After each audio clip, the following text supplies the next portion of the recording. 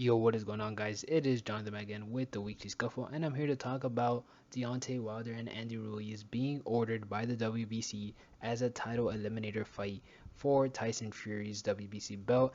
And honestly, this isn't surprising. WBC did order a lot of fights last week. Deontay Wilder versus Andy Ruiz, Earl Spence versus Keith Thurman, David Benavidez versus Caleb Plant, Shakur Stevenson versus Isaac Cruz, Teofimo Lopez versus Sandor Martin, Sebastian Fundora versus Tony Harrison, and Stephen Fulton versus Brandon Figueroa. Honestly, I think these are all great fights. I think a lot of these fights do benefit a lot of the fighters, including Teofimo potentially becoming a WBC champ, Shakur being able to potentially be the title challenger for Devin Haney's undisputed belts. David Benavidez and Caleb Plant potentially being able to challenge Canelo, Errol Spence and Keith Thurman, which granted definitely too late. It's still a big fight.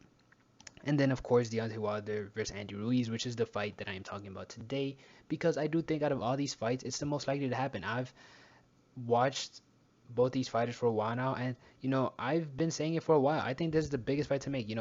As far as American heavyweights goes, these are probably the two biggest names out there. I think it does great pay-per-view numbers, and I just think Deontay and Andy have history.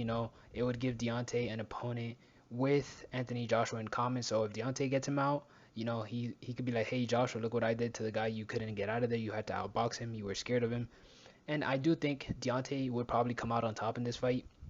Granted, I'm not as happy that it would probably end up in a Tyson Fury quadrilogy, which I don't think it's needed. But at the same time, Deontay is the one fighter in the world who could make that interesting simply based on his power. We all know his power, his last outing with the exceptional knockout of Robert Helenius.